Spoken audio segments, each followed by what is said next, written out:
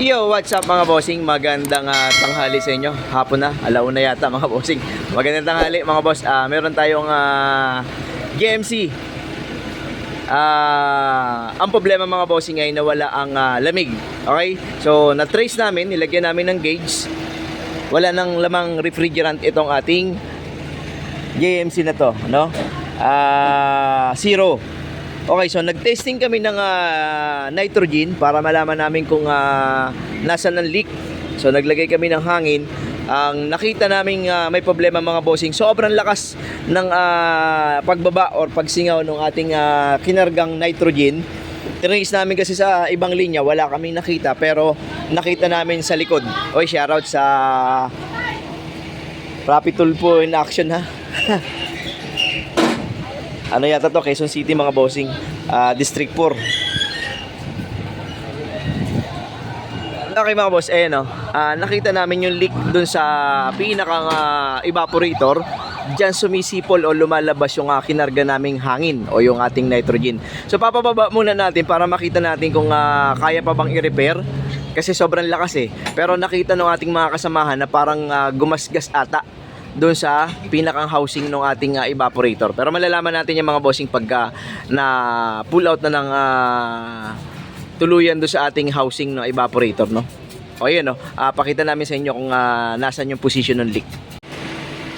Eto na mga bossing, na pull out na natin yan doon. Pero parang dito kasi sa may parte na to tumatama, no?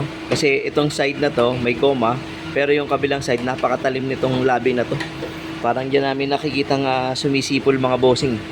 Pero papa-actual natin na leak test yan pag na-pull out na or natanggal na dyan. Eto na mga bossing, naku po napakalaki ng butas. Kaya pala pagkarga namin ng hangin hindi na umaangat yung aming gauge. Eto, nagasgas nga sa ating body ng ating housing. Napakalaking butas niyan mga bossing.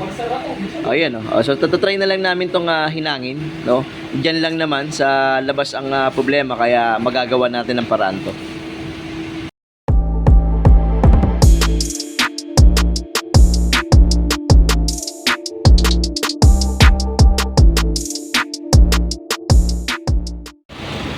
Mga bossing, hindi pala kay Rapid Tulpo ito, no?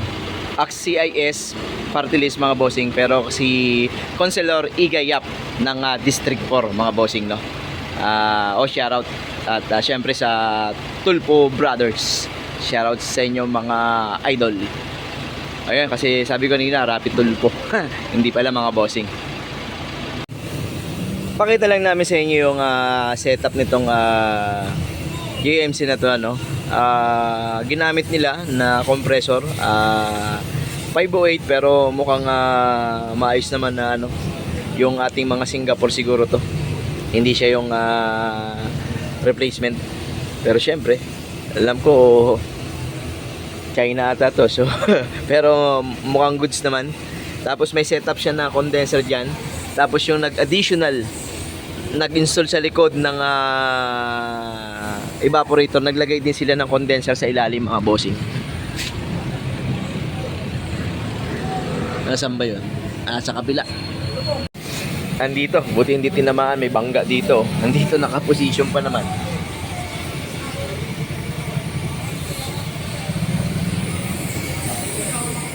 Pero sabi nung driver, parang wala pang 1 year, mga 7 months pa lang itong unit nila, no? So nagkaroon agad ng problema ron sa dugtungan. Pero kung tutuusin siguro, kung 7 months pa lang, baka nga may nag-lock. Baka nga may warranty pa doon sa nag-install, no? Pero syempre hindi na nila binalik doon. Okay lang, share lang namin sa inyo yung setup nitong ating ginagawa ngayon mga bossing.